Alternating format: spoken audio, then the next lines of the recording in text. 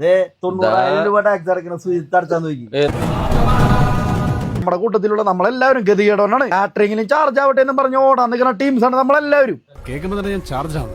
നമുക്ക് ഓട്ടം കിട്ടുന്നു തോന്നുന്നുണ്ട്. വൈറ്റ് അടിക്ക് എല്ലാരും വൈറ്റ് അടുപ്പിച്ച് ആരടുപ്പിച്ച ചില വ്യക്തികള് ഈ വൈറ്റ് അടുപ്പിച്ചിട്ട് ഈ വൈറ്റും ഇതിന് എസ്റ്റിമേറ്റിൽ കംപ്ലൈന്റ് കൊടുത്ത ആൾക്കാര് ഇന്ന് കളർ അടിച്ച് നെയിം ബോർഡും വെച്ച് ലൈറ്റും കയറ്റിട്ട് പുണായിപ്പ് കാണിച്ച് നടക്കണേ. ഇപ്പൊ സാധാരണക്കാരുടെ വായില് അണ്ണാക്കിന് സാധനം വെച്ചെന്നില്ലേ? പിന്നെ അത്രേ ഉള്ളൂ. അതാ 5 വർഷമായിട്ട് ഒരു വണ്ടി ഞാൻ എടുത്തില്ലേ, എന്തെടുക്കാഞ്ഞ് വെള്ളടിച്ചോണ്ടിരാനാ മരിക്കാൻ. ബാറ്ററി മേടിക്കാൻ വരെ കാശില്ലാണ്ട് വണ്ടി ബാറ്ററി മേടിച്ച് ഇറക്കിയപ്പോള് ഒരു സുപ്രഭാതത്തിൽ ആ വണ്ടി ഇടിച്ചെന്ന് പറഞ്ഞിട്ട് നമ്മളെ കൊണ്ട് ഒറ്റ ദിവസം കൊണ്ട് വെള്ള പെയിന്റ് അടിപ്പിച്ച് ഒറ്റ ദിവസം കൊണ്ട് ഏത് നാറിയുടെ കയ്യിൽ നിന്ന് നമുക്ക് അറിഞ്ഞൂടാ. ആ നാറി ഒരിക്കലും ഗുണം പിടിക്കൂല. എത്ര രൂപ നമുക്ക് നഷ്ടം? നമ്മളൊക്കെ ഉണ്ടല്ല ജീവിക്കാൻ വേണ്ടി പെടാപാടുണ്ട്. നമ്മള് അന്ന് കേരളത്തില് നമ്മള് ഈ വണ്ടികളൊക്കെ നമുക്ക് ഇത്രയും പേടിക്കാനുള്ള ആവേശങ്ങളുണ്ടായേ.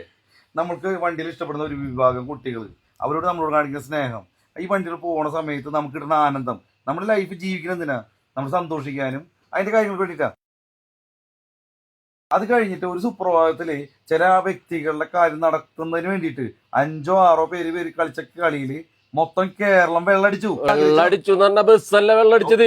മനുഷ്യന്മാരുണ്ടല്ല മയ്യത്ത് പോലെ വെള്ളാക്കി. ജീവിതകാലം മൊത്തം അങ്ങനെ നശിച്ച് ജീവിക്കണോ? നമുക്ക് ഉറപ്പാണ് ഈ 44,000 അടയ്ക്കാൻ ഇല്ലാത്തോട് 90,000 അടയ്ക്കാൻ പറ്റില്ല. ജീവിതത്തിൽ ഒരു മോഹമുണ്ട്. കേരളത്തിൽ ആരെങ്കിലും ഒക്കെ ഇനിഷ്യേറ്റ് ചെയ്ത് കുറച്ച് കളർ ഉണ്ടാക്കാൻ പറ്റുകയാണെങ്കിൽ. എന്നോട് ഞാനൊരു കേസ് പറയട്ടെ. നിന്റെ ജിന്ന് എന്ന് പറഞ്ഞ വണ്ടി പച്ചപ്പെയിന്റ് അതിന് ഏൽപ്പിക്കാൻ ഇഷ്ടം പോലെ ആൾക്കാരുണ്ടായിരുന്നു. ഈ വെള്ള പെയിന്റ് അടിച്ചപ്പോ ഇതൊക്കെ പോയില്ലേ? എന്താ അവസ്ഥ? നമ്മള് എന്റെ വണ്ടി 2 മാസം ഓടിയുള്ളൂ. 3ാമത്തെ പ്രാവശ്യം ഞാൻ പെയിന്റ് അടിക്കണ പോയിട്ട് നമ്മളെ കൊണ്ട് വെള്ളം അടിപ്പിച്ചിട്ട് അവരതേമാതിരി കൊണ്ടടക്കാണെന്നുണ്ടെങ്കിൽ നമുക്ക് വിഷമില്ലാന്ന്. ഇന്നുണ്ട് അവരുണ്ട് കളറടിച്ച് പളപ്പനായിട്ട് മറ്റേ എന്തുണ്ട് എന്നിട്ട് പറയാ നെയിം ബോർഡൊക്കെ വെച്ച് കിലിക്കിട്ട് ഇപ്പൊ ഗ്രൂപ്പിലിടണേ. എന്തുളുപ്പുണ്ടോ അവർക്കൊക്കെ?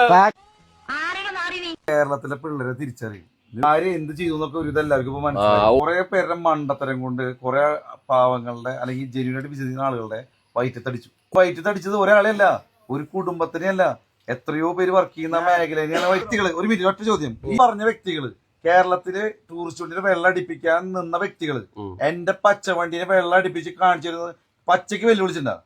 ആ പച്ചക്ക് വെല്ലുവിളിച്ചെങ്കിൽ ഞാൻ ആ വണ്ടി കളർ അടിച്ച് ഓടിപ്പിക്കണം വേണ്ടേ? ഞാൻ അത്ര ചെയ്തു. ഞാൻ 5 വണ്ടി മേടിച്ചില്ല.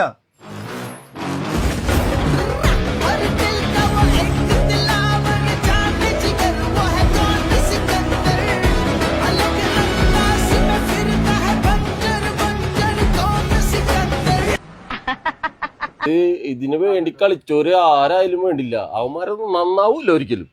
ഞാൻ പറയുന്നു, എത്ര ആൾക്കാരെ ശാപം ഉണ്ടെന്ന് നോക്കിയാൽ മതി. 1 2 ശാപല്ല, എത്ര ആൾക്കാരെ ശാപം ഉണ്ടെന്ന് നോക്കിയാൽ മതി. ആ ശാപം വെച്ചിട്ട് അവർക്ക് ജീവിക്കാൻ പറ്റില്ല. കിട്ടിയാലും ആ കാശ് കയ്യിലിരിക്കൂല. നോക്കിക്കാ നീ. ഒരു കയ്യബദ്ധം നാറ്റിക്കരുത്.